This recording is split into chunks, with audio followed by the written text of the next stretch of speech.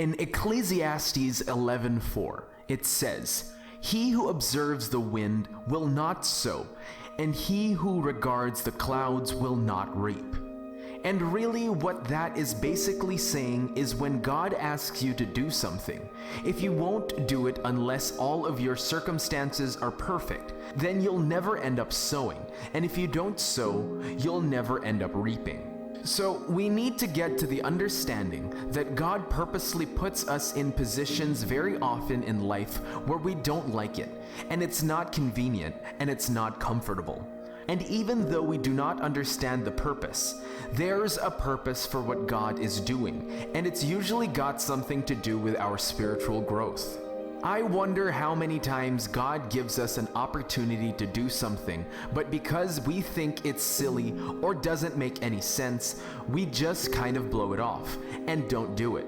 So I want you to remember that when you're out and about, you are the hands and feet of Jesus. And I can tell you the work that needs to be done in the world is not going to be done by a handful of preachers on a platform. And I'm not suggesting just doing stupid things without checking it out, or, if something sounds really weird, then I would pray about it more than once. But always remember, just because it doesn't make sense to you, doesn't mean that it's not God. We try to apply our human understanding to what we sense in our heart that God wants. But God's thoughts are above our thoughts, and His way are above our ways. I believe that life can and should be and will be a real adventure if we really every day say to God, "I'm available for you." Whatever you want. It could be smiling at someone. It could be telling somebody that the color they got on looks good on them. I don't think we realize how many people out in the world are desperate just to believe that somebody sees them. So we're gonna obey God, whether it's convenient or whether it's inconvenient. Matthew 4:18 through 22. While walking by the Sea of Galilee, Jesus saw two brothers, Simon, who's called Peter, and Andrew, his brother, casting a net into the sea, for they were fishermen. And he said to them, "Follow me, and I will make you fishers of men." Immediately, they left their nets and followed him. And we read this stuff, and I don't think that we think that much about it. But if you really stop and think about this, how amazing is that? They didn't heard who Jesus was, and maybe they'd heard about him. Maybe they hadn't heard about him. And I don't know. Maybe we could say, well, there must have been something really special about Jesus that people would do that. But whatever the case is, they had a plan. These people were businessmen.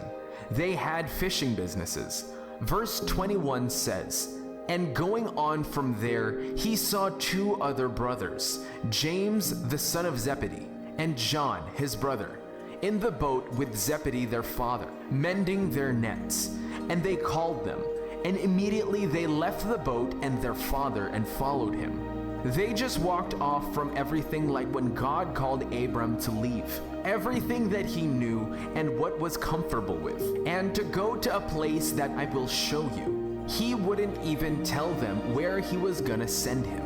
And if we get around to it, you'll see. Abraham basically just wandered around for years and years, and he'd pitch a tent one place. And then pretty soon, God would tell him to move. And he'd pitch a tent somewhere else. And God would tell him to move. And he's doing all this stuff because God had told him, "If you'll do this, I'll bless you, and I'll make you a blessing." Well, how many of us are willing to wait for years? The test of faith. We don't get what we want the moment that we want it. God leads us the long, hard way because many times we're not ready for the thing that God's got ready for us. God may have something really major for you to do, but maybe you're not spiritually mature enough yet to handle it. So God has to take you a couple of trips in the wilderness. Come on, because we don't grow up in our good times. We grow up in hard times. That's when we do our growing.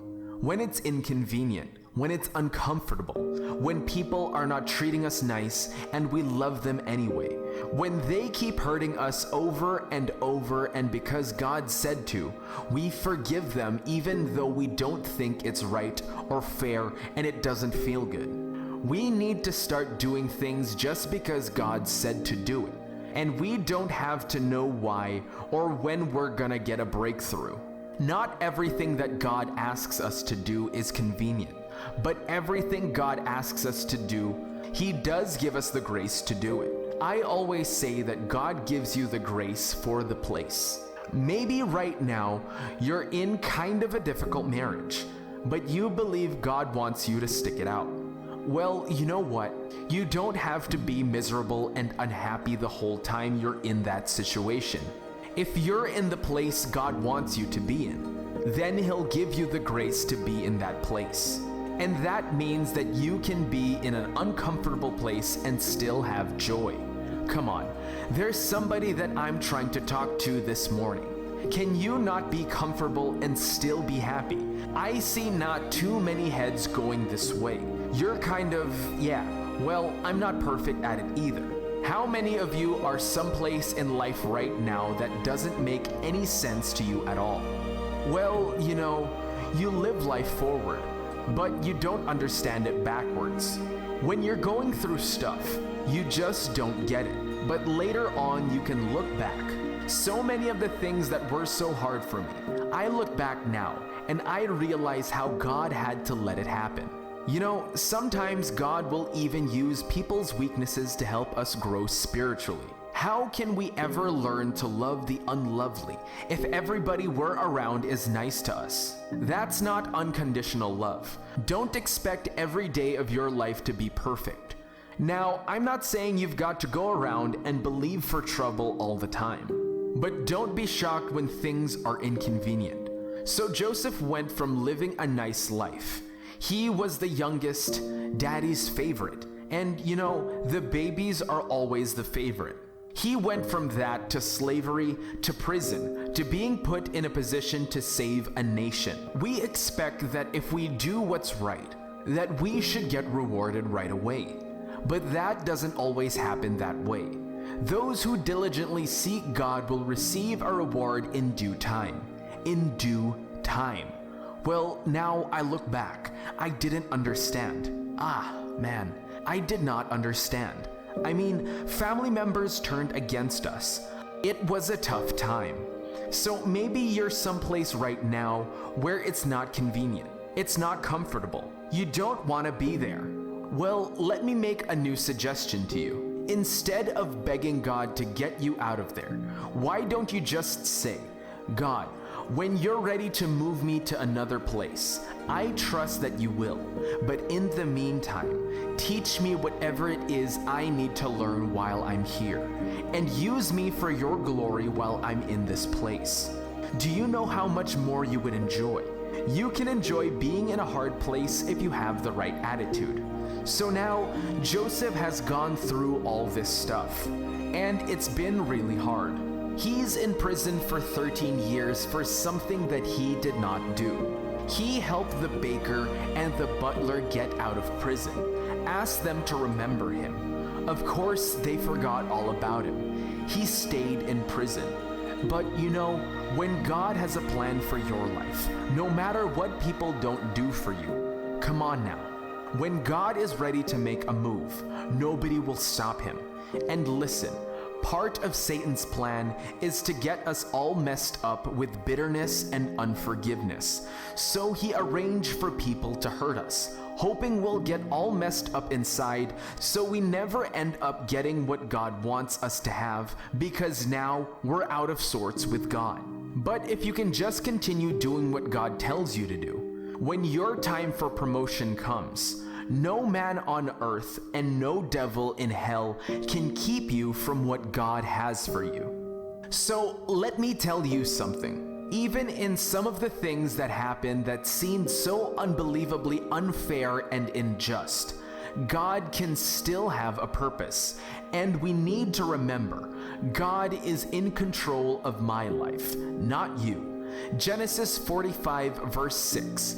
For the famine has been in the land these 2 years, and there are 5 years yet to go, where we will neither plow nor harvest.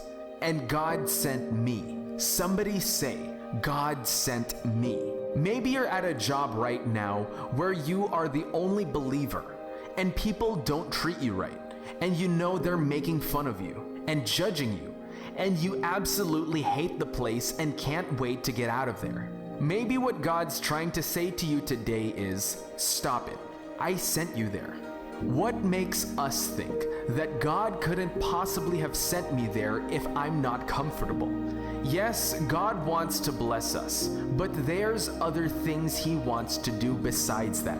He wants to use us. And I just might as well tell you, if you are going to be used by God, you are going to be persecuted.